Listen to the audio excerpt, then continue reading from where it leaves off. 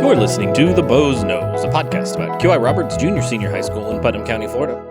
And I'm your host, Mr. Bose. Today, I have in studio with me the 7th grade candidates for Student Government Representative. Thank you all for joining me. Why don't you introduce yourselves to our listeners and answer the question, why are you interested in becoming a Student Government Representative? And we'll just start right here and go around the table. Hi, my name is Samuel, and I'm interested in running for Student Government Representative because I like to represent the school that I go to, and I would like to grow the connection between the learner and what actually happens between others, whether it's admin or in the teacher community. I'm Cheyenne, and I want to do student government because I really like what y'all stand for, of being able to have an effect on whatever happens, events and stuff, and just how the school runs a little bit, because I just never had that, and I thought that'd be really nice to do. So I like what y'all stand for, and that's mostly why I want to do student government. Hello, my name is Kaden Traxler, and I want to represent my class to be able to have an impactful change on the needs of my 7th graders. And I want to really work on my leadership skills and take on a challenging role that helps others. Very good. Thanks again for being here. So we're going to start out with, I'm going to select some questions at random for you. So first question, Cheyenne, we're going to go to you. So how do you plan to effectively represent the interests and concerns of your fellow 7th graders?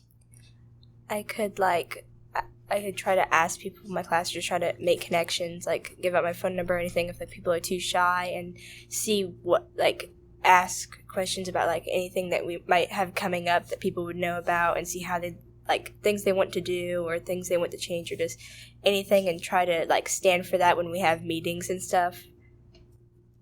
Very good. Kaden, same question. I would like to make sure I meet with my fellow peers during power hour or in free periods. Just talk about what problems we have in the 7th grade, and also what opportunities we could have, new activities, and just get to know them better. Okay. Samuel, to you, how do you plan to gather feedback from the student body to ensure that their voices are heard and considered in decision-making? I can talk to my fellow peers, just whether it's during passing period, power hour, before or after school. Whenever I have time, I can give them my email or my phone number if they have any questions or concerns. And that's pretty much it. Very good. Let's see, Cheyenne, let's go back to you and with the same question. So how, kind of elaborate a little more on how you would gather feedback and input from the students. I definitely I have gym, and I don't really use it that same way, so I could go around and asking people just stuff they'd like to activities and changes and things they have problems with, and people I know, or if I don't know somebody personally or anything like that, I could find their friends that I do know and see if they could give out my phone number or email or any of my socials, and make sure say that it could be anonymous and stuff like that, to make people feel more encouraged to come up and ask, that you don't have to be nervous or shy about it. So that's how I would do it. Okay, very good. Kaden, to you, how would you communicate and engage with the students in your class that maybe aren't as involved? One of the things that I want to push if I do get elected is a 7th grade newspaper just for the 7th graders, and I would have a team that would choose topics and things like that with student government, along with the other clubs like Beta and all of those. And I would try and meet up with the people that I know that aren't participating and meet with them one-on-one and figure out why, or like what was their reason, or just keep them informed on what's going on around them so they have a better chance of keeping their grades up and knowing what's going on with their peers. Okay. Samuel, to you, how do you plan to balance the academic responsibilities with the time commitment required for being a student government representative? Last year I was in student government, and how I had balanced that is I would focus on my student government work during school hours because I usually was there later than most other people, and I would do my homework at home or my schoolwork at home that I had missed from the day prior or the day of. But this year, since I do not stay as long after, I would balance it as I do schoolwork and classwork. So if I have leftover schoolwork, I would do that along with my homework, and the same thing with student government work. I would do that with my homework so that it could be more organized and I could complete tasks more efficiently. Very good. So second to last question I have, and I want all three of you to kind of weigh in a little bit, is in the past, the middle school representatives have tended to feel like their voices weren't as heard in student government. How do you plan on navigating kind of that dynamic of being the middle school representative versus the high school representatives, and making sure that that your events are just as important and just as much attention is paid to them, I should say? Can I start? Sure. This is Kaden. I feel like one of the things that's important with student government is also having better communication between the grades, with older grades and staff members, mostly because of the older grades in student government. Like, it can feel like some of the older kids will plan more of the stuff, and 7th graders don't get as much of a voice. I think as a representative, you need to have a big voice for your peers and listen to them for what they want, and just be able to get your voice out and not be afraid to take leadership in some planning. And I feel like that's a really big role. I'd say I definitely just keep in the back of my mind at like all times or meetings or stuff, or anything student government related, when it's like a whole environment of all of our grades, just that my voice isn't less, or like 7th grade or any of the undergrades aren't any less, or we don't mean as much, and just keep that in my mind as you're talking, and try to be not be loud, but just be heard, and repeat if you have to, and just, or another like thing that would be outside, could remember the faces and just names and stuff of the people who are in student government, and try to know them personally if you can, which would probably help with being heard a bit. But other than that, just remembering that your voice isn't any less just because you're a bit younger or in a younger grade.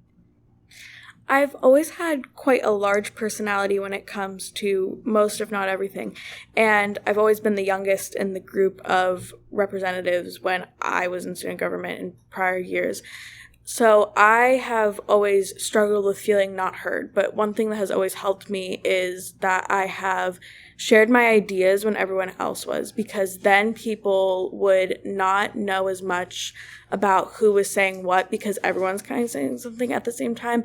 But another thing is, most of the time, anonymous voting really does help with most, if not all, problems or anything. So it does make it feel more like you're being heard. But I just personally like to share with everyone else, so it feels more like a collective group and almost like a family, so that everyone gets their ideas heard and voiced.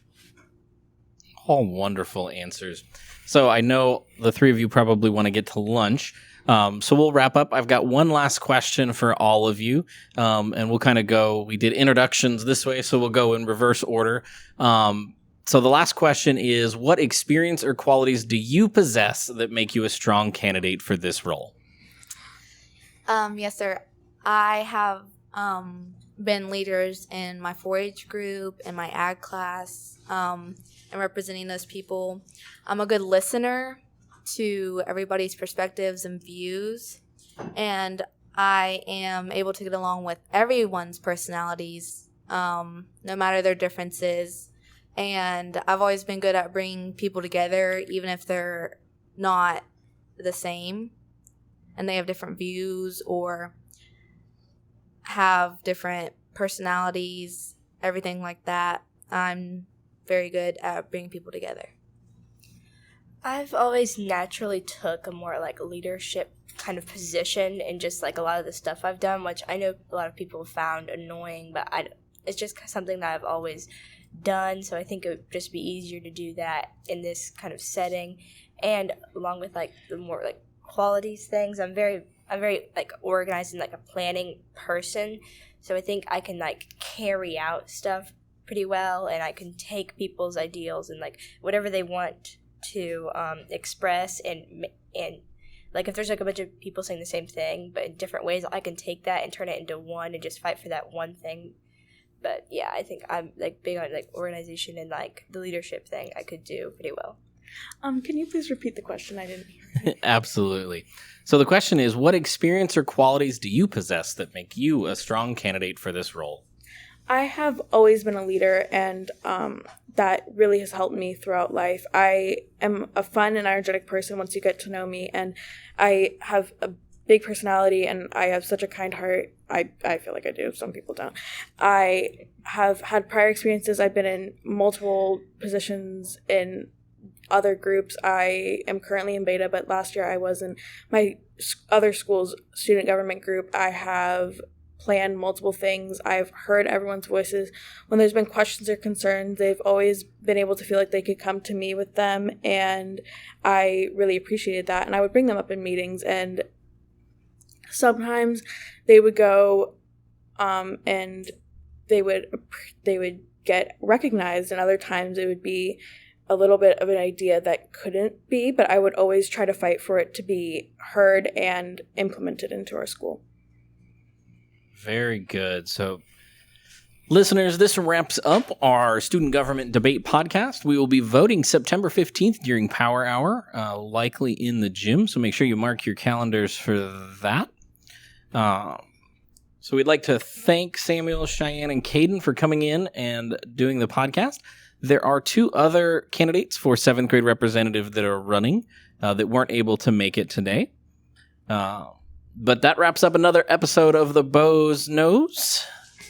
Listeners, if you like the podcast, subscribe on your favorite podcast player of choice so you don't miss out on future episodes, and please share with your friends. Until next time, excellence in all endeavors.